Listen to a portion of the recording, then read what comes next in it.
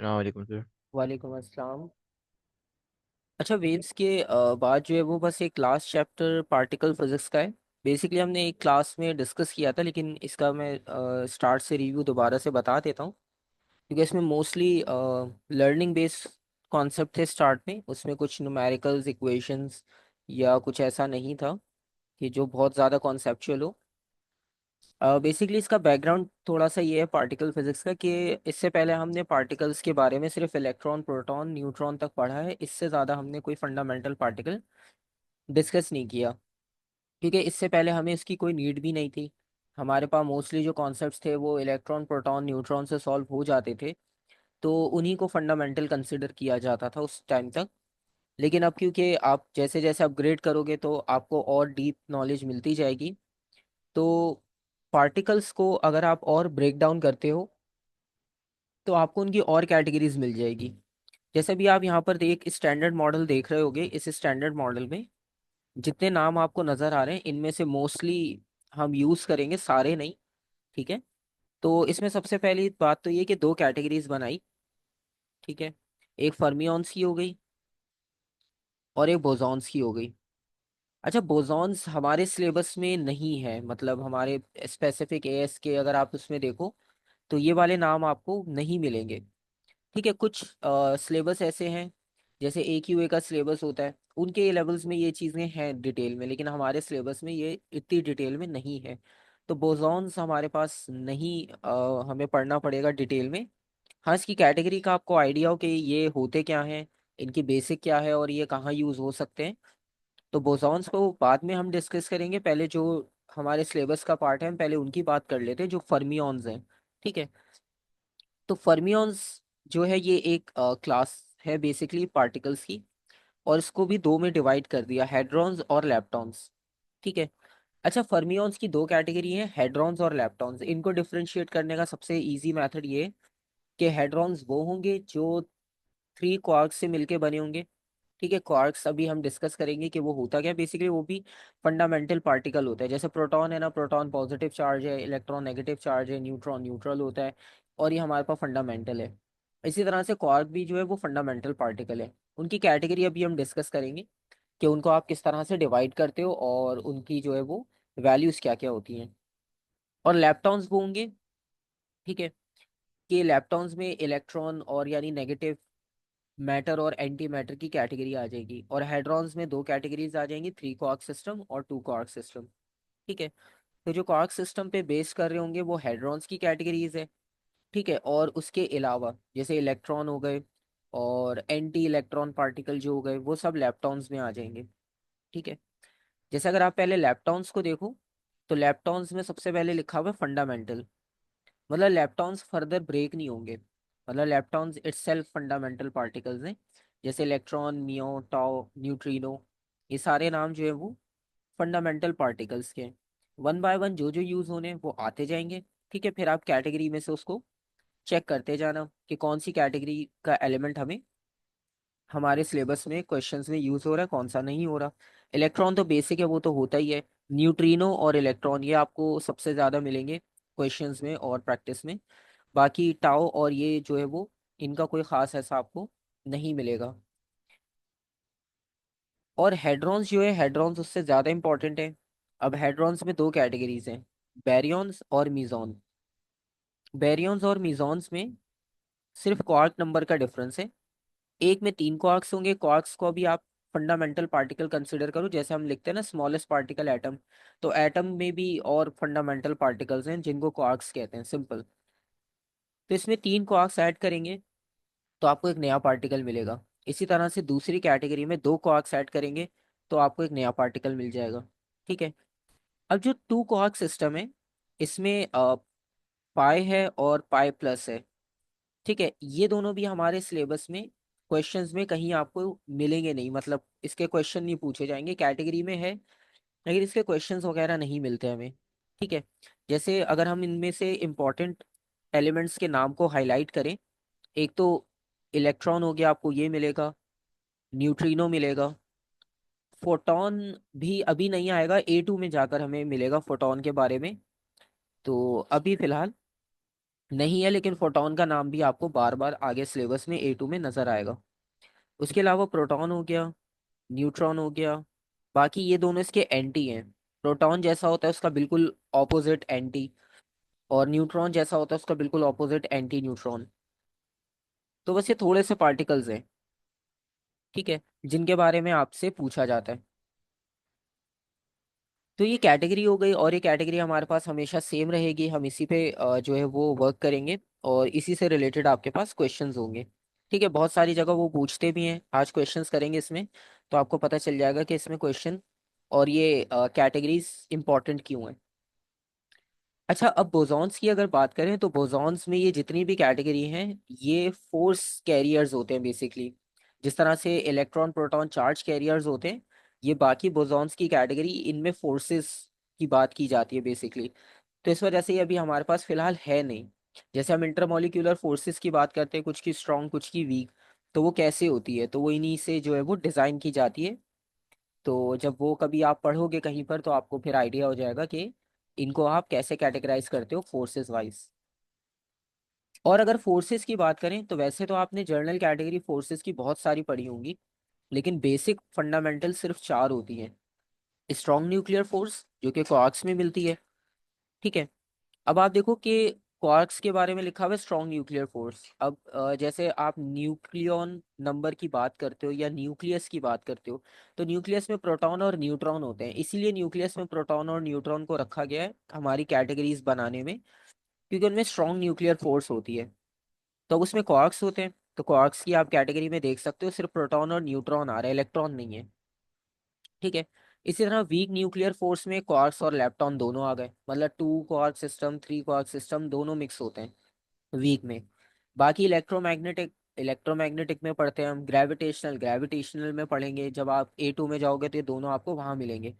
अभी तो हमारे पास सिलेबस में नहीं है ये दोनों चीज़ें, तो फिलहाल हम इसे डिस्कस भी इतना डिटेल नहीं कर रहे। वैसे आपको ये जर्नल कैटेगरीज हैं ये पता है, स्ट्रॉन्ग न्यूक्लियर वीक न्यूक्लियर। पहली बार हम इस तरह से पढ़ रहे हैं कि स्ट्रॉन्ग और वीक न्यूक्लियर फोर्सेस भी फंडामेंटल होती हैं।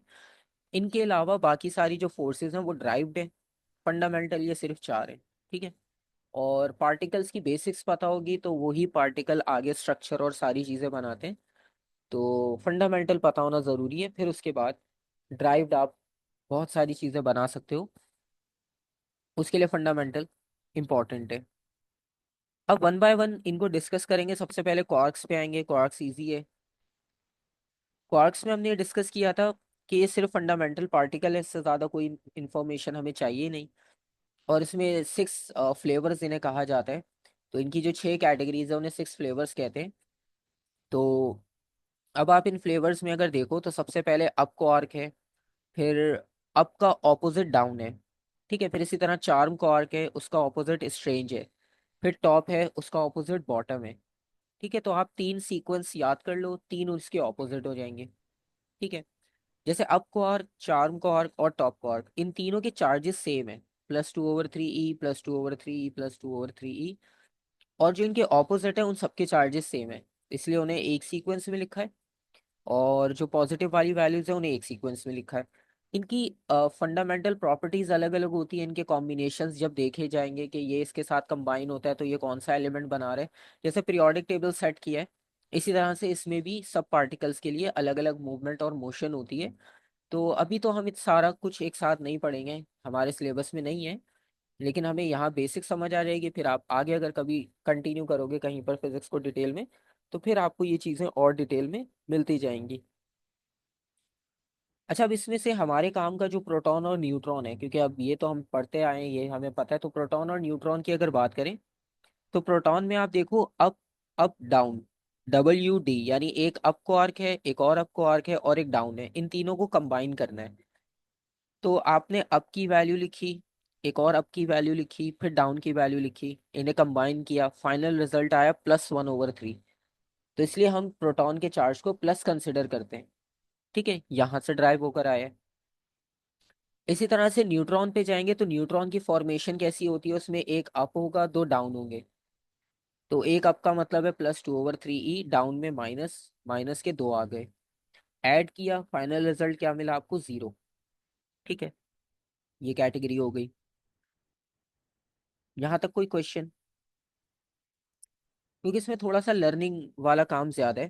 ठीक है, इसमें मतलब कुछ ऐसा नहीं है कि पुराना कॉन्सेप्ट कोई यूज हो रहा हो, ये बिल्कुल नया है यहाँ पर। इससे पहले आपने और कहीं भी नहीं यूज किया होगा। अच्छा, इसके बाद जो एंटी न्यूट्रॉन और एंटी प्रोटॉन था। ठीक है, अच्छा कुछ लोगों का ये कॉन्सेप्ट होता है कि इलेक्ट्रॉन प्रोटॉन का ऑपोजिट है, जबकि ऐसा नहीं है।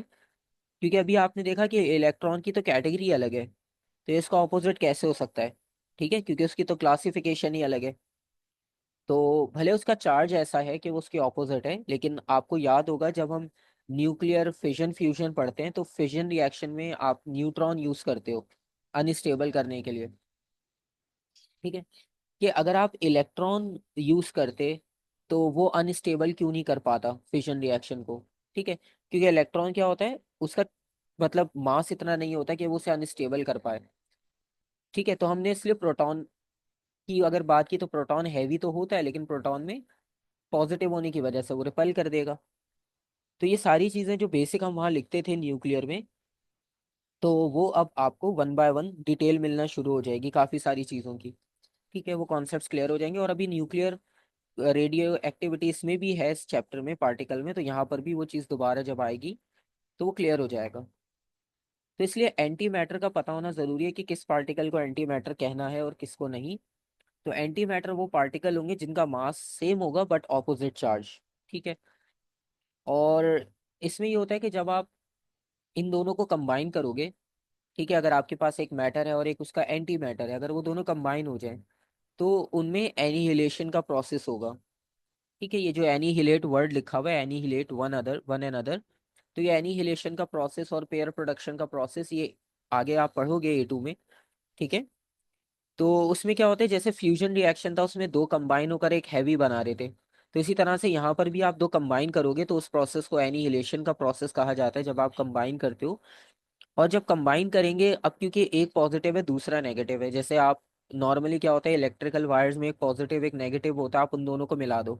ठीक है, तो अब होगा क्या कि उसके रिजल्ट में यहाँ पर पार्टिकल्स की हम बात करें तो उसके रिजल्ट में होगा ये कि एनर्जी रिलीज होगी। ठीक है, और हमने लास्ट टाइम जैसे हम जब ये डिस्कस कर रहे थे तो उसमें हमने कुछ और चीज़ें डिस्कस की थी जर्नली, जो कि टॉपिक में नहीं है वैसे ही। जैसे आप इक्वेशन देखते हो E = mc², इसके बारे में डिस्कस किया था कि ये इक्वेशन भी इसी पार्टिकल्स की बेसिस पर बनाई गई थी। क्योंकि यहाँ पर भी पार्टिकल जब कंबाइन होंगे तो वो आपको सिर्फ एनर्जी देंगे। ठीक है, वो आपको कोई नया पार्टिकल नहीं दे रहे, जैसे फ्यूजन में था। फ्यूजन अब अलग हो गया, ये चीज़ अलग हो गई क्योंकि ये फंडामेंटल है। तो ये आपको सिर्फ एनर्जी जो है वो इलेक्ट्रोमैग्नेटिक रेडिएशन देंगे। अब वो कोई भी कैटेगरी हो सकती है, माइक्रोवेव हो, रेडियो वेव हो, एक्सरेज हो, गैमा रेज हो।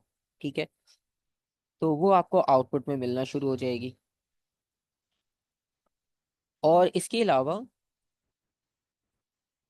अगर आप एंटी मैटर की बात कर रहे हो तो एंटी मैटर में जो हमारे पास एलिमेंट्स थे, ठीक है, जैसे कि हमारे पास था एक एंटी प्रोटॉन और एक था एंटी न्यूट्रॉन। तो अगर आप एंटी प्रोटॉन को लिखते हो तो एंटी प्रोटॉन का मतलब ये होगा, भी आपने प्रोटॉन का यहाँ पर स्ट्रक्चर देखा, उसमें दो अप और एक डाउन था। तो एंटी प्रोटॉन में आपने इसका ऑपोजिट कर देना है, रहेगा अप लेकिन उसे एंटी कर देंगे। तो सारी वैल्यूज एंटी हो जाएंगी। ठीक है, एंटी होने का मतलब ये है, कैलकुलेशन एक कर देता हूं मैं यहाँ पर और ताकि आपको एक आइडिया हो जाए कि करना कैसे। जैसे आपके सामने ये प्रोटॉन की कैलकुलेशंस हुई भी हैं, इसी तरह से यहाँ पर भी अगर आप कैलकुलेशंस करते हो तो आपको कैलकुलेशंस इस तरह से मिलेगी। आपने अब एंटी यूज किया ना, तो अब की वैल्यू थी +2/3। अभी हमने लिखा सेम मास ऑपोजिट चार्ज, तो चार्ज चेंज कर देते हैं।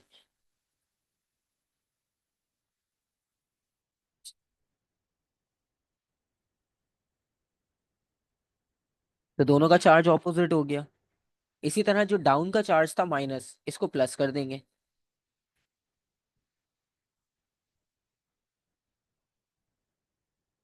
अब जब आप इन्हें ऐड करोगे ना, तो पहले दो प्लस में थे तो आंसर आया था प्लस, अब दो माइनस में है तो कैलकुलेटर से भी करके देख सकते हो, वरना इजी है, आपको पता चल रहा होगा। -2 - 2 -4 हो जाएगा, +1 करेंगे तो आंसर जो आएगा वो -1 आएगा।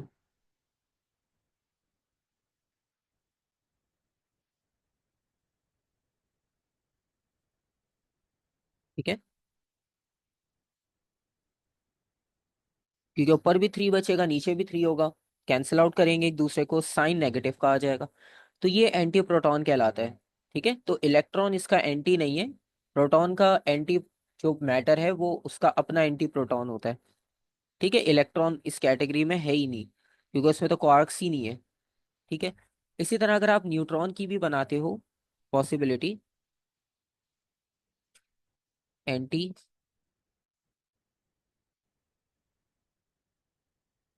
न्यूट्रॉन, अब एंटी न्यूट्रॉन में 2 डाउन क्वार्क थे, तो एक को एंटी अप कर देंगे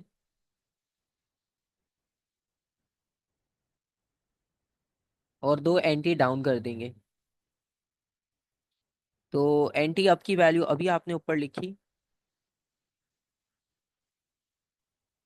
और डी की वैल्यू जो है वो +1/3E।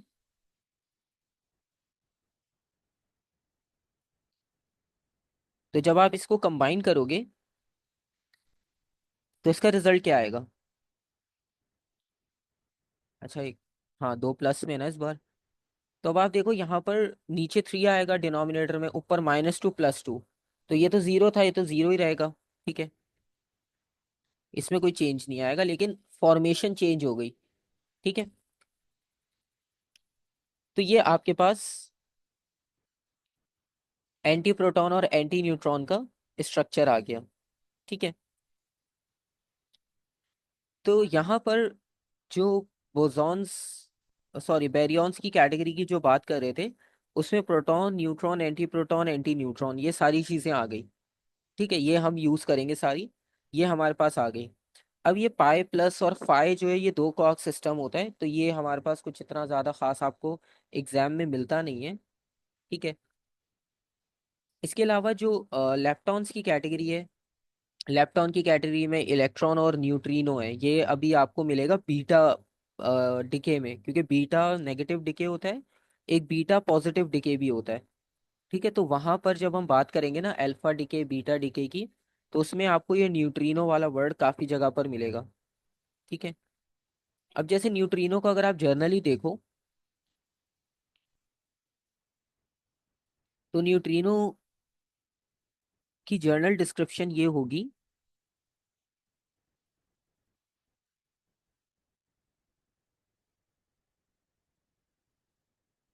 इस तरह का सिंबल बनाएंगे हम न्यूट्रिनो का, थोड़ा सा कर्व भी, और इसकी जो प्रॉपर्टीज होगी वो ये होगी, मतलब ये ऐसे पार्टिकल है, इनका होना ना होना एक ही बात है। ठीक है, एक तो बात ये है कि ये बीटा डिके में बनेंगे। ठीक है,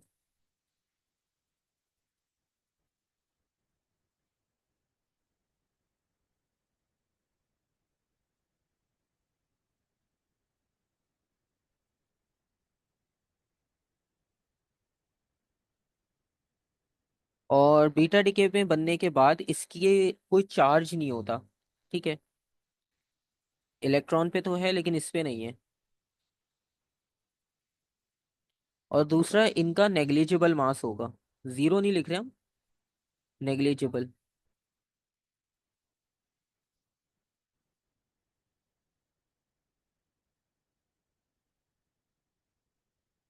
तो इस वजह से हम इसे मोस्ट अबंडेंट एलिमेंट भी कहते हैं, क्योंकि इनका कोई मतलब आपको पर्पस नहीं मिल रहा। क्योंकि एक तो चार्ज होता है इसका, कुछ चार्ज होता तो हम कह सकते थे कि इसे हम कहीं ना कहीं रिएक्शन में यूज कर लें। दूसरा, इसका मास भी नहीं है कि हम इसका कोलिजन वगैरह करवा सकें किसी से।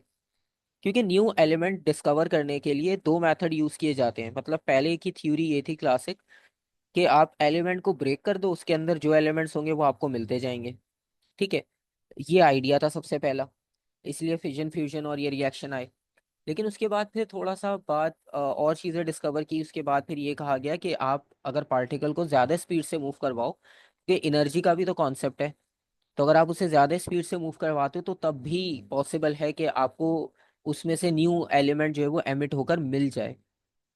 ठीक है, तो वो जो इक्वेशन है is equals to m c square, वो इसीलिए क्योंकि इसमें मास और एनर्जी का लिंक है। आप एक पार्टिकल लेते हो, उसका मास है, उस पर चार्ज भी हो भले, आप उसे बहुत स्पीड से मूव कराओ तो सी स्क्वायर यानी स्पीड ऑफ लाइट का स्क्वायर, तो जितना आप फास्ट मूव करवा सकते हो उसे मूव करवा के देखो, तो आपको पता चल जाएगा कि या तो वो एनर्जी में कन्वर्ट हो जाएगा, ठीक है, या आपको उसमें एनर्जी के साथ कोई और पार्टिकल भी मिल सकता है।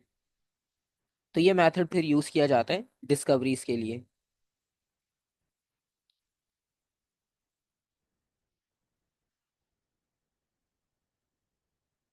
अब ये न्यूट्रिनो आ गया, इसे हम इलेक्ट्रॉन न्यूट्रिनो भी कह सकते हैं, इसका एंटी न्यूट्रिनो भी होगा, एंटी इलेक्ट्रॉन न्यूट्रिनो भी आप कह सकते हो।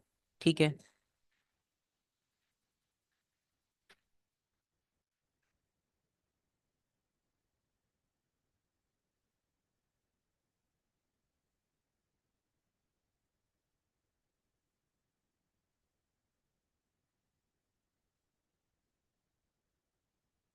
एंटी इलेक्ट्रॉन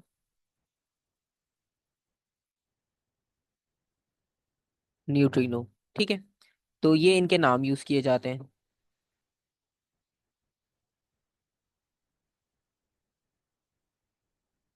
इस तरह से। ठीक है, क्योंकि ये बीटा डीके में आपको मिल रहा है, तो इसलिए इनके साथ इलेक्ट्रॉन न्यूट्रिनो और एंटी इलेक्ट्रॉन न्यूट्रिनो आप इन्हें कह सकते हो, इसमें कोई मसला नहीं है। बाकी अभी अल्फा बीटा डीके लिखेंगे उसकी इक्वेशंस, तो आपको और आइडिया हो जाएगा इसमें।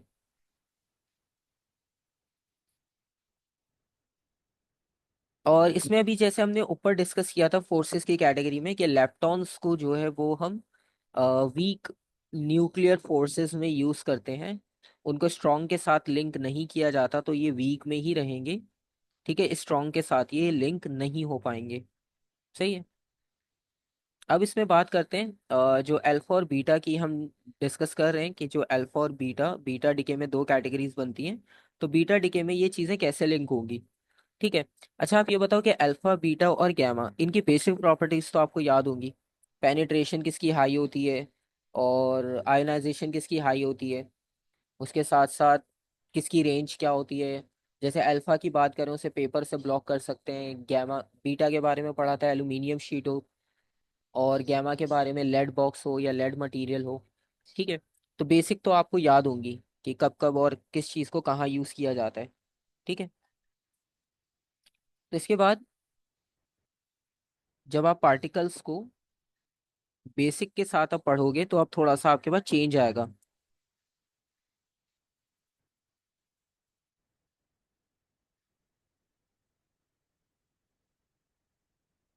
जैसे रेडियो एक्टिविटी की अगर हम बात करें, तो रेडियो एक्टिविटी भी हमने पढ़ा था लास्ट उसमें।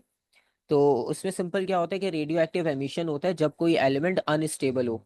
ठीक है, और हमने ये भी डिस्कस किया था आईजीसीएसई ओ लेवल्स में कि जब लेड की हम बात करते हैं पीरियोडिक टेबल में, तो लेड का एक आइसोटोप होता है।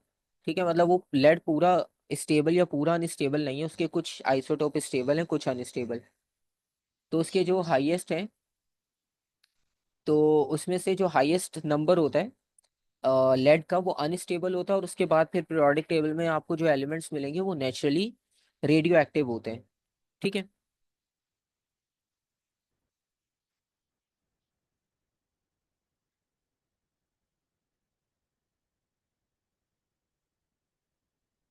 एमिशन ऑफ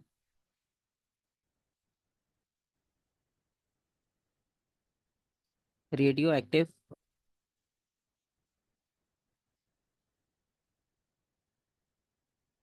रेडिएशन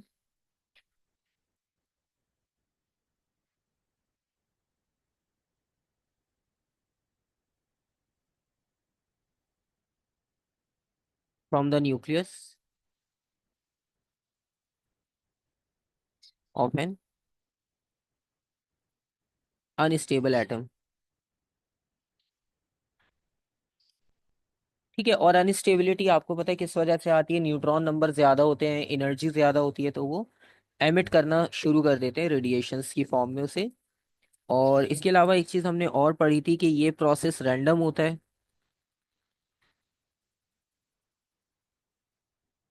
ठीक है, रैंडम होने का मतलब ये कि इसका कोई पैटर्न नहीं होगा। ठीक है, जब चाहे ये अपनी अमाउंट से एमिट कर सकता है।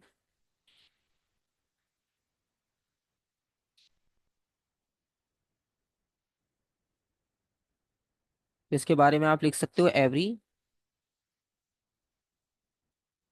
Nucleus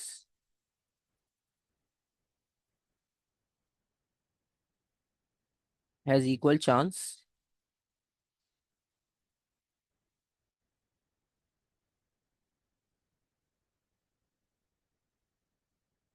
to decay.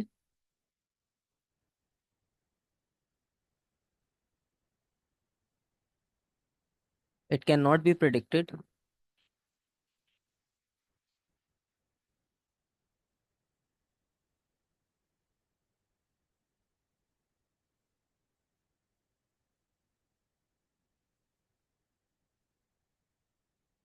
Which nucleus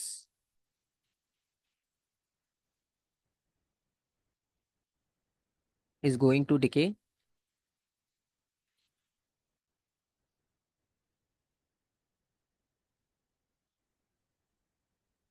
ठीक है, तो इसके बारे में कोई भी प्रिडिक्शन हमारे पास है नहीं, ना हम लिखते हैं। इसके अलावा एक चीज और हमने इसमें पढ़ी थी कि ये स्पॉन्टेनियस भी होगा, रेडियो एक्टिव का प्रोसेस।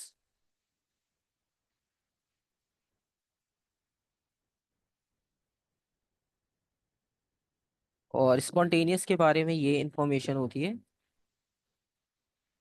कि इसे आप कंट्रोल नहीं कर सकते बेसिकली एक्सटर्नल कंडीशन की हेल्प से।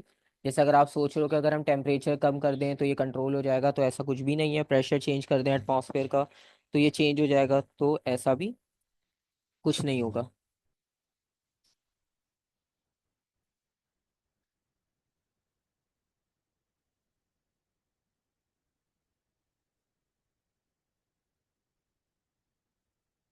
तो there is no control over this reaction.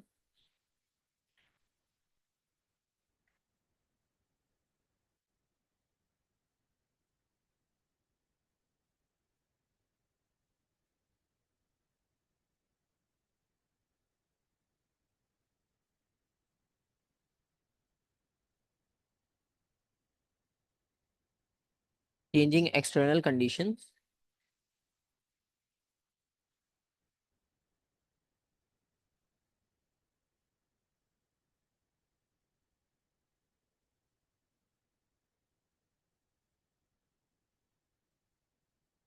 Has no effect on its activity.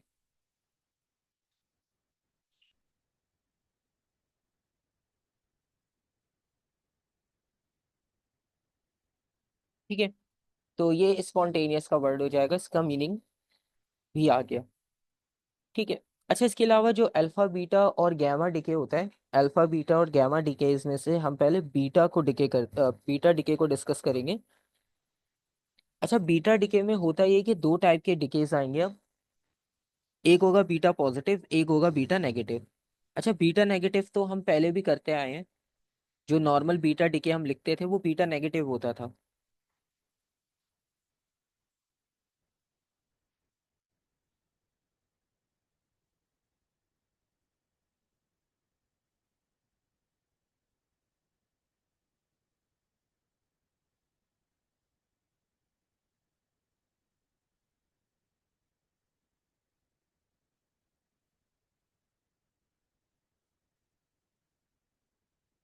अच्छा, बीटा नेगेटिव डिके की बात करें अगर, तो बाकी सारी प्रॉपर्टीज तो उनकी एज इट इज सेम ही है, उसमें कुछ नया नहीं है।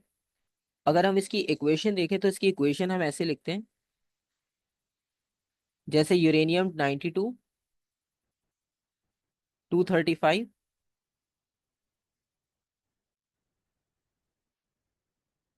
अब यहाँ पर बीटा डिके हुआ प्लस एक और एलिमेंट यहाँ पर मिलेगा आपको, 93, 235 प्लस एक ये एलिमेंट आ जाएगा। ठीक है, ये एलिमेंट अभी हमने ऊपर लिखा था, आपको याद होगा, एंटी न्यूट्रिनो या एंटी इलेक्ट्रॉन न्यूट्रिनो भी कह सकते हो आप।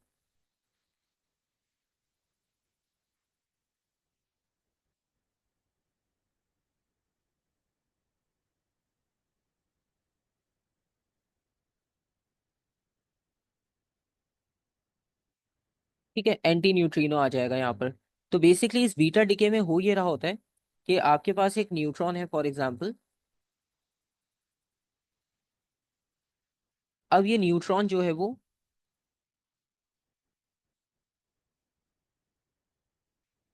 इस न्यूट्रॉन ने एक एंटी न्यूट्रिनो बना दिया, एक प्रोटॉन बना दिया, और उसके साथ एक बीटा नेगेटिव आ गया। ठीक है। क्योंकि ये जो नंबर हमारे पास 93 हो जाता है 92 से बढ़कर, उसका रीजन यही होता है कि यहाँ पर एक न्यूट्रॉन जो है वो ब्रेक होकर एक प्रोटॉन बना रहा है, एक बीटा नेगेटिव यानी एक इलेक्ट्रॉन बना रहा है इन सिंपल वर्ड्स, और एक एंटी न्यूट्रिनो बना रहा है। अब एंटी न्यूट्रिनो का तो कोई मास मतलब नेग्लिजिबल था, कोई चार्ज था नहीं, तो इसके होने ना होने से कोई फर्क इतना पड़ नहीं रहा है इक्वेशन पे। ठीक है, लेकिन क्योंकि ये ऑब्जर्व किया गया है तो इस पार्टिकल को हम साथ कंसिडर करते हैं। और अगर आप ये चेक करना चाहते हो कि ये इक्वेशन बैलेंस है या नहीं, क्योंकि अक्सर जगह पर क्वेश्चन पे वो आपसे कहते हैं कि आप न्यूट्रॉन के साथ इसे इसकी कंजर्वेशन शो करो कि वो पॉसिबल है या नहीं। तो फॉर एग्जांपल आपने यहाँ पर न्यूट्रॉन लिखा, न्यूट्रॉन ने बनाया एक प्रोटॉन। प्रोटॉन में आपको पता है कि प्रोटॉन नंबर भी आएगा और न्यूक्लियॉन नंबर में भी आएगा, क्योंकि न्यूक्लियॉन में प्रोटॉन न्यूट्रॉन दोनों होते हैं, तो इसलिए प्रोटॉन में दोनों तरफ वन आएगा। और बीटा क्योंकि नेगेटिव है, इलेक्ट्रॉन ये इसके इक्वल, और ये इस तरह से।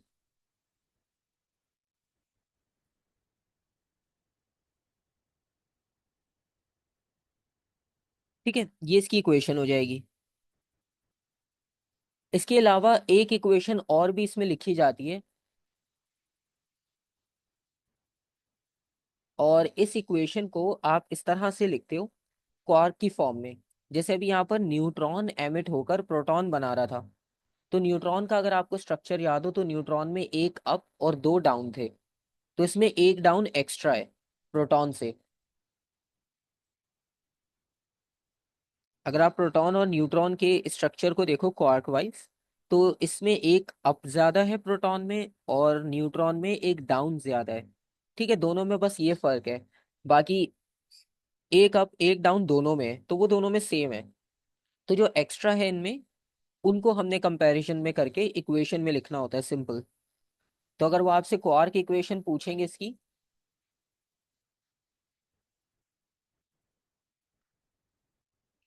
तो क्वार्क इक्वेशन इसकी ये बनेगी, क्योंकि एक आपके पास डाउन ज्यादा था न्यूट्रॉन का, प्रोटॉन में एक अप ज्यादा था, एक बीटा नेगेटिव आ गया, और एंटी न्यूट्रिनो। तो इसमें कोई आपने चार्जेस नहीं शो करने होते। ठीक है, क्योंकि क्वार्क्स में हमने कुछ ऐसा नहीं लिखा था। ये इक्वेशन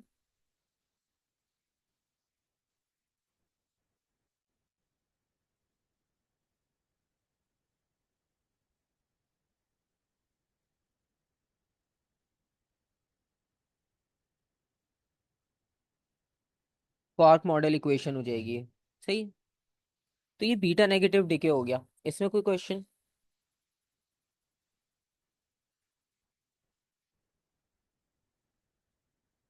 और इसी के साथ आप बीटा पॉजिटिव डिके को कंपेयर करोगे।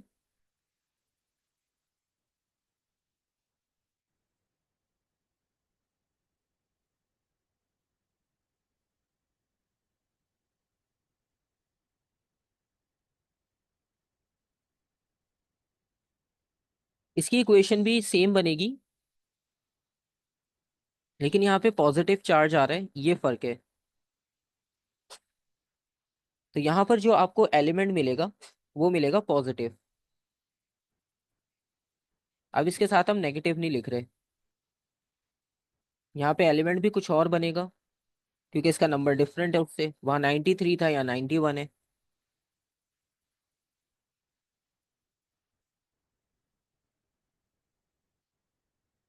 ठीक है। अच्छा, अब देखो एक डिफरेंस और आया, वहां पे एंटी न्यूट्रिनो बना था, यहाँ पर एंटी नहीं है, क्योंकि जब ऊपर बार लगाते हैं तो वो एंटी के लिए लगाया जाता है, लेकिन यहाँ पर बार नहीं है, इसका मतलब ये सिर्फ न्यूट्रिनो है।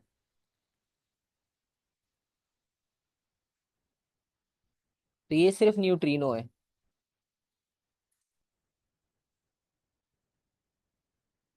ठीक है। अच्छा, इस प्रोसेस में क्या हुआ बेसिकली, यहाँ पे प्रोटॉन को स्प्लिट किया जा रहा होता है। तो यहाँ पर जो प्रोटॉन है, प्रोटॉन स्प्लिट होकर बनाएगा न्यूट्रिनो। एक आपको मिलेगा न्यूट्रॉन, और एक आपको मिलेगा सेम वही बीटा पॉजिटिव। अच्छा, अभी जो बीटा पॉजिटिव है, अब वहां पे नेगेटिव था तो हम उसे इलेक्ट्रॉन कह रहे थे। ठीक है। अभी जो बीटा पॉजिटिव आया है, इसे आप पॉजिट्रॉन कहोगे। ये होता है पॉजिट्रॉन।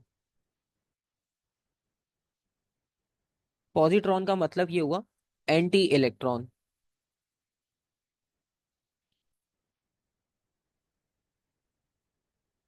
ये इलेक्ट्रॉन का ऑपोजिट है। अब इसका चार्ज पॉजिटिव है, प्रोटॉन जैसा है, लेकिन ये प्रोटॉन नहीं है।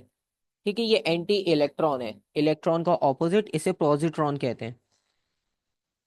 और जब आप इसकी इक्वेशन लिखोगे तो इसकी इक्वेशन कुछ ऐसी बनेगी, जैसे ये न्यूट्रॉन था यहाँ पर, यहाँ पे प्रोटॉन आएगा।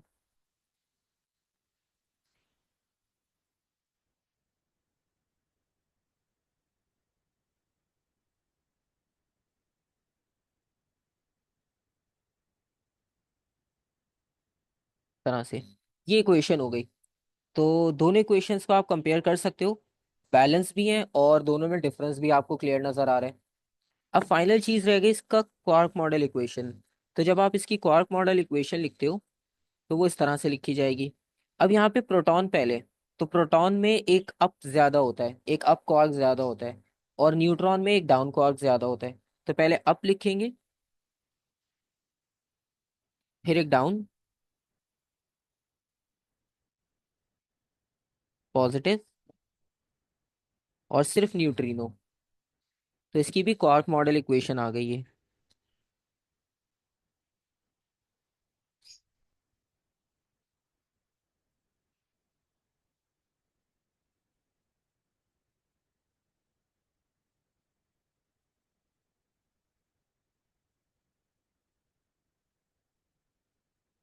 ठीक है।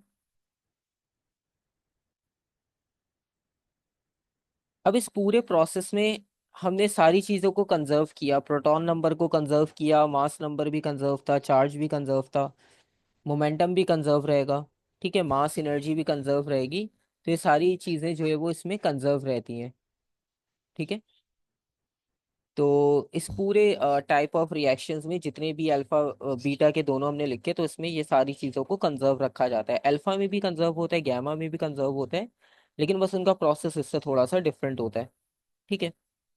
तो यहाँ तक किसी का कोई क्वेश्चन?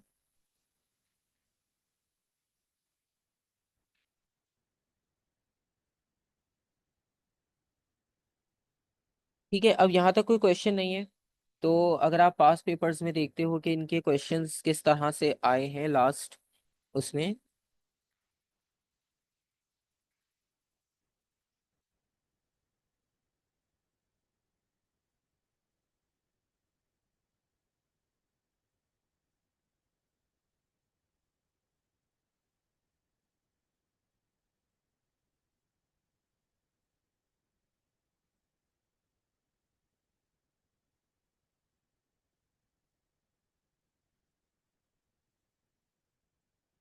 अब जैसे यहाँ से स्टार्ट कर रहे हैं क्वेश्चंस 2023 से, और 23, सॉरी 2022 से, ये 23 और 24 का हम ईयरली में से डिस्कस कर लेंगे। तो पहले 22 में देखते हैं कि क्या क्वेश्चन है। अच्छा, सबसे पहली चीज ये कि यहाँ पर है fluorine 18 is an isotope that decays to an isotope of oxygen. तो ये ऑक्सीजन में डिके हो रहा है, और इसमें बीटा पार्टिकल एमिट हो रहा है। ठीक है। तो बीटा पार्टिकल यहाँ पर एमिट होगा। उसके बाद complete the nuclear equation for the decay including all the particles involve. तो इसमें सारे पार्टिकल्स लिखने हैं। अभी जैसे आपने बीटा पॉजिटिव नेगेटिव दोनों की इक्वेशन देखी, तो आपको वो इक्वेशन को ही बेसिक बनाना है। और यहाँ पर अब उन्होंने एलिमेंट का बस एक नाम दे दिया। अब ये फ्लोरीन है, बीटा पॉजिटिव में डिके होगा और उसके साथ ऑक्सीजन बनेगा। तो यहाँ पर आ जाएगा +1। ठीक है, और ये 0 हो जाएगा। और इस बार बीटा पॉजिटिव है यहाँ पर, प्लस ऑक्सीजन भी आएगा यहाँ पर 8 और 18, क्योंकि आइसोटोप है ऑक्सीजन का। तो 8 और 18 आएगा ये, प्लस। अब बीटा पॉजिटिव में हमने देखा था कि उसमें सिर्फ न्यूट्रिनो बना था, या आप उसे इलेक्ट्रॉन न्यूट्रिनो भी लिख सकते हो इस तरह से। ठीक है, जैसे यहाँ पर भी ये न्यूट्रिनो लिखा है, आप चाहो तो इसके साथ भी ई मेंशन कर सकते हो, क्योंकि ये इलेक्ट्रॉन न्यूट्रिनो भी कहा जाता है, सिर्फ न्यूट्रिनो भी कहते हैं, इसमें एक ही बात है।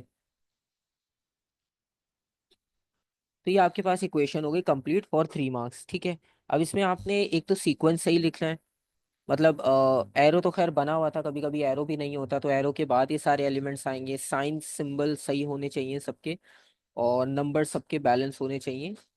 तो पूरे आपको 3 मार्क्स मिल जाएंगे। उसके बाद है cork in the fluorine 18, nucleus changes flavour during the decay. ठीक है, अब जैसे उन्होंने भी यहाँ पे फ्लेवर की टर्म यूज की, हमने भी क्वार्क्स के फ्लेवर डिस्कस किए थे। State this change of the flavour.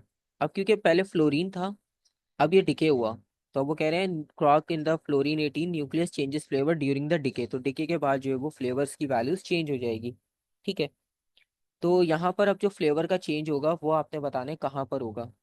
ठीक है, अब जैसे बीटा पॉजिटिव में हमने जो इक्वेशन लिखी थी ना, उससे आपको आसानी हो जाएगी। अब आप देखो, पहले था अप क्वार्क, प्रोटॉन के पास पहले था अप, और डिके के बाद वो चला गया डाउन में। ठीक है, तो यहाँ पर भी आपने यही आंसर लिखना है, क्योंकि यहाँ पर उन्होंने एलिमेंट्स बताए हैं जो रियल रिएक्शंस हो सकते हैं। तो उनमें आपने बताना है कि कौन सा क्वार्क किस में कन्वर्ट हुआ। तो जब बीटा नेगेटिव था तो उसमें डाउन अप में कन्वर्ट हुआ था, पॉजिटिव में अब जो है वो डाउन में कन्वर्ट हो जाएगा। तो आपका आंसर सिंपल सा होगा, अप और डाउन। सही है।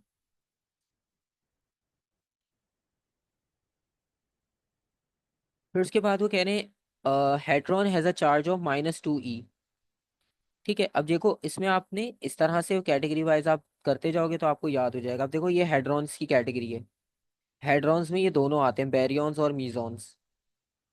अब उन्होंने कहा कि हेड्रॉन्स का चार्ज है -2 E। ई जो है वो एलिमेंट्री चार्ज है। State and explain whether the hadron is a meson और अ बैरियॉन। ठीक है, अब आपने बताना है कि ये जो फाइनल रिजल्ट आ रहा है ये मीजॉन का होगा या बैरियॉन का होगा। अच्छा, अब आपने अभी देखा कि बैरियॉन्स की कैटेगरी में 3 क्वार्क्स हैं, मीजॉन्स में सिर्फ 2 क्वार्क्स होते हैं। ठीक है, और मीजॉन्स में आप एक चीज याद कर सकते हो, इनका जो चार्ज होगा मीजॉन्स का,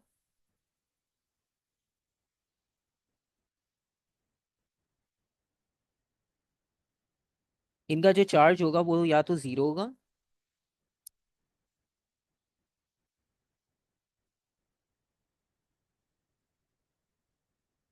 या +-1 E। ठीक है, तो मीजॉन में इसके अलावा और कोई चार्ज पॉसिबल हो नहीं सकता। और उन्होंने कहा है कि यहाँ पर आपके पास जो चार्ज है वो -2 E बन रहा है। तो -2 E का मतलब है कि ये डेफिनेटली बैरियन होगा, क्योंकि बैरियन में आपके पास 3 क्वार्क्स कंबाइन होंगे।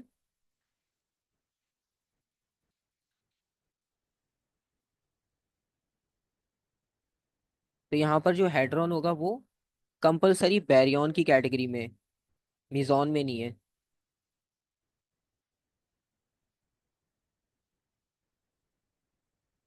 और क्योंकि यहाँ पर आंसर भी आ रहा है -2/3, और हमारे पास जो है वो +2/3 होता है, अगर कोई एंटी हो तो -2/3 भी हो सकता है।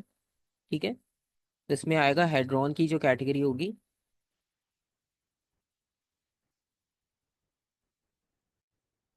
तो एक बात आप इसमें ये कॉपी पेस्ट कर सकते हो, मीजॉन स्कैन, क्योंकि इसमें 2 क्वार्क है ना, अगर उसमें आप +1 -1 करोगे तो 0 हो जाएगा।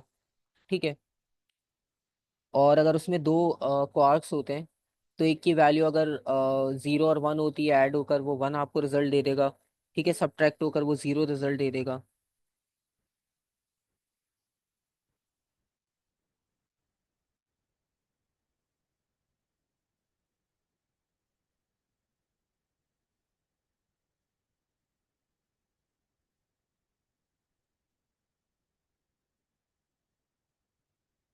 और इसका मतलब ये हुआ कि ये जो हेड्रॉन है,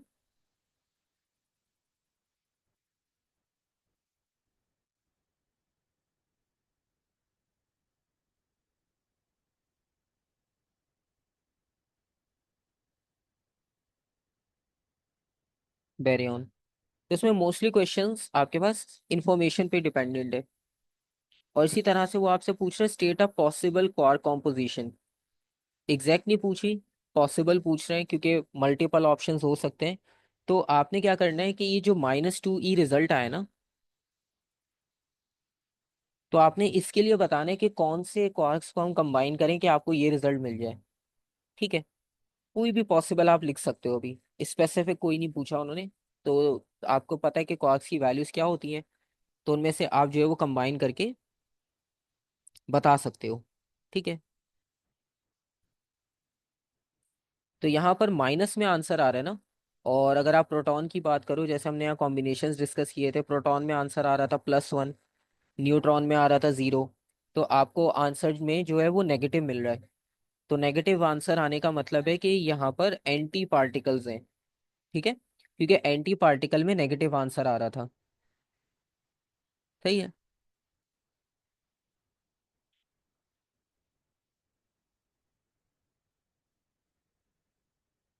तो इसमें से आप कंबाइन करोगे, फॉर एग्जांपल आपने एक ले लिया anti up.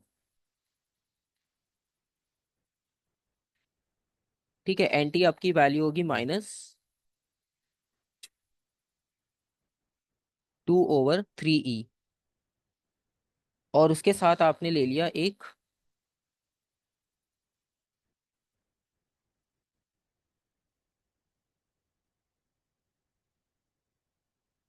Anti charm, for example. Charm भी टॉप कैटेगरीज में से आए हैं। ठीक है, वरना आप देख भी सकते हो दोबारा, अगर याद नहीं है वैल्यूज ये लिखी हुई, चार्म की वैल्यू भी 2/3 होती है। तो एंटी ले रहे हैं तो माइनस हो जाएगा। और उसके साथ फिर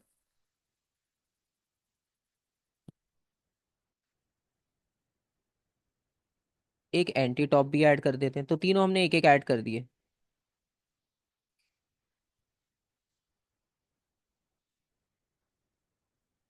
तो जब आप इन्हें ऐड करोगे,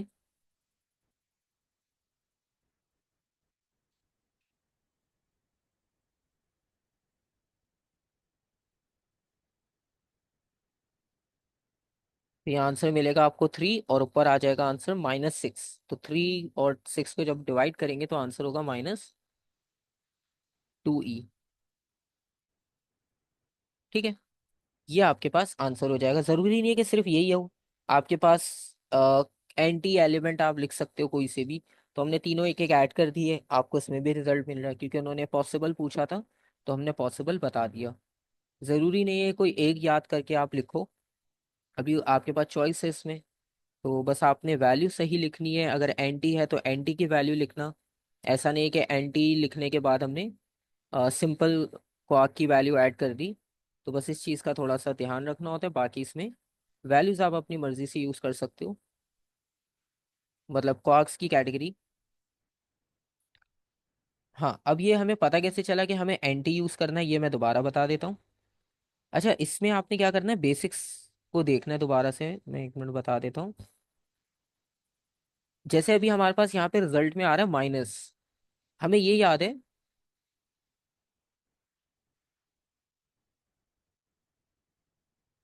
weather it's upward to down and vice versa. Okay, अच्छा, ये हमें ऐसे पता चला, फॉर एग्जांपल यहाँ पर उन्होंने लिखा हुआ था क्लियरली बीटा पॉजिटिव डिके हो रहा है। ठीक है, अब बीटा पॉजिटिव डिके होने का मतलब ये हुआ कि आप एक बार बीटा पॉजिटिव डिके की इक्वेशन देखो दोबारा से। ये आ गई बीटा पॉजिटिव डिके की इक्वेशन। ठीक है, अब ये बीटा पॉजिटिव डिके की इक्वेशन में यहाँ पर जो इक्वेशन लिखी थी, यहाँ पर ये देखा था हमने कि अब क्वार्क जो है वो एरो की एक तरफ था क्योंकि प्रोटॉन था, फिर एरो की दूसरी तरफ आपको डाउन मिला। ठीक है, क्योंकि प्रोटॉन के पास एक अप ज्यादा होता है, फिर जब वो न्यूट्रॉन में कन्वर्ट हुआ न्यूट्रॉन के पास एक डाउन ज्यादा होता है, तो एक अप क्वार्क जो है वो एक डाउन में कन्वर्ट हो गया। ठीक है, इसी तरह से बीटा नेगेटिव में पहले न्यूट्रॉन था, न्यूट्रॉन के पास डाउन एक ज्यादा होता है, उसके बाद वो प्रोटॉन में कन्वर्ट हुआ था, तो इसका मतलब है डाउन कन्वर्ट हो गया अप में। तो इस तरह से पता चल रहा है, ये जो इसकी क्वार्क मॉडल इक्वेशन है ना यहाँ से, तो इसमें से हमने आइडेंटिफाई किया है। ठीक है, तो सारी इन्फॉर्मेशन इसमें है, बस क्योंकि फर्स्ट टाइम है चीज़ें ये, तो थोड़ा सा आपको एक दो क्वेश्चंस करके आइडिया हो जाएगा कि चीज़ों को लिंक कैसे करना है। एक क्वेश्चन आप और देखोगे इसका, ये कितने 7 मार्क्स का था। ठीक है, इतना सा क्वेश्चन था, ज़्यादा डिटेल भी नहीं थी।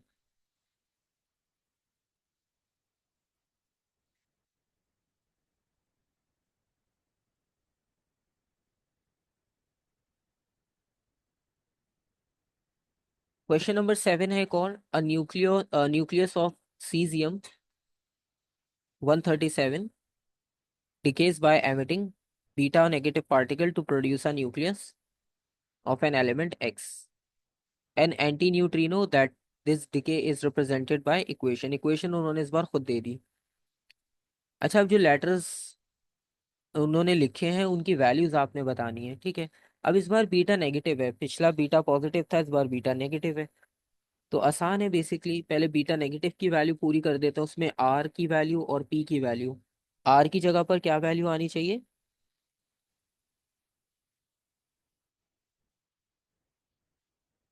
-1 लिखेंगे। ठीक है, यहाँ पे -1 आएगा, यहाँ पे 0 आएगा, तो आर की जगह पर -1 होना चाहिए, पी की जगह पर 0 होना चाहिए, और एस की वैल्यू एक आपको बढ़ के मिलेगी 56,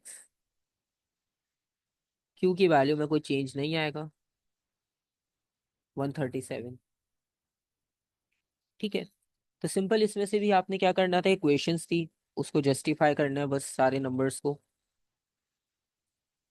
और state the name of the class या group of the particles that includes beta negative particle and antineutrino. तो अब आपने उस कैटेगरी का नाम बताना है कि जिसमें ये आपको दोनों मिलते हैं। ठीक है, beta negative and anti neutrino. अभी एंटी न्यूट्रिनो आपने देखा था, लेप्टॉन्स की कैटेगरी में था। ठीक है, ये रहा, लेप्टॉन्स में न्यूट्रिनो भी था, एंटी न्यूट्रिनो भी इसी में आएगा, और बीटा नेगेटिव भी इसी में आएगा, क्योंकि इलेक्ट्रॉन, बीटा नेगेटिव का मतलब इलेक्ट्रॉन की बात करें वो, तो यहाँ पर आंसर आएगा लेप्टॉन्स। ठीक है, और इसी तरह से बी पार्ट है, a particle Y has a quark composition of triple D, यानी 3 डाउन क्वार्क हैं, उन्होंने खैर बता भी दिया। फिर एक पार्टिकल जेड है, उसकी क्वार्क कॉम्पोजिशन है एक एंटी अप एक डाउन। ठीक है, वो भी उन्होंने लिख दिया। और आपने बताना show that the charge of particle Y and Z are equal. तो इसमें आपने क्या करना है, दोनों की कैलकुलेशंस करके चेक करना है कि दोनों इक्वल हैं भी या नहीं। तो सबसे पहले अगर पार्टिकल वाई की बात करें, तो पार्टिकल वाई में है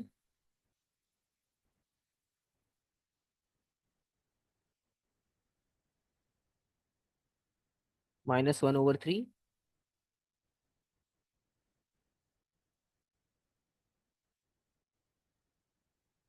इसका आंसर आ रहा है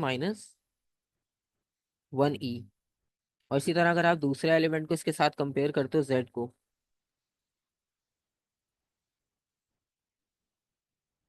तो अब का एलिमेंट क्या होगा, एंटी अब का, यानी -1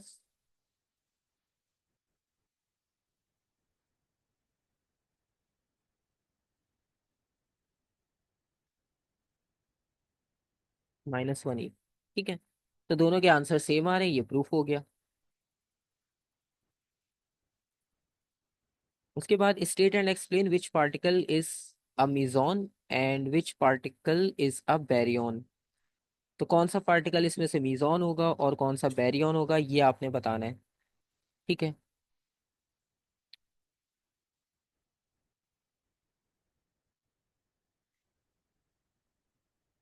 अच्छा, अब इसमें आप देखो कि जिसमें दो क्वार्क्स थे, जैसे जेड में दो क्वार्क्स थे, ठीक है, और कैटेगरी के हिसाब से अगर आप देखो तो मीजॉन में दो क्वार्क्स होते हैं। जैसे जिसमें दो क्वार्क्स थे वो मीजॉन की कैटेगरी में जाएगा, ठीक है, मीजॉन की कैटेगरी में जाएगा जेड।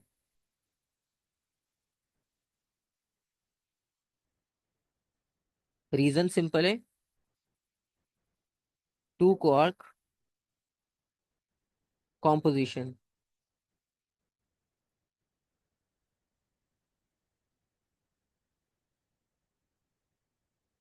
ठीक है।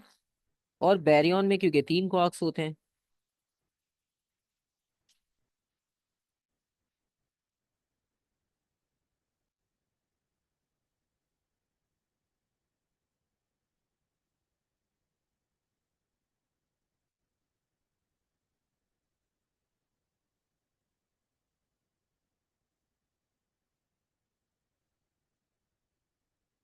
थ्री क्वार्क कॉम्पोजिशन, ठीक है।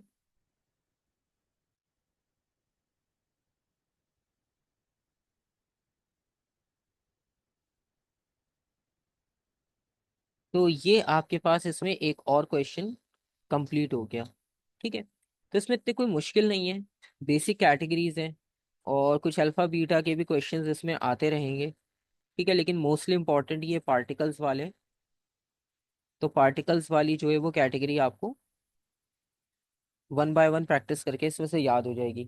फाइल आपको जो है वो ड्राइव लिंक पे मिल जाएगी, तो इसमें से भी आप क्वेश्चंस को प्रैक्टिस कर सकते हो खुद से भी,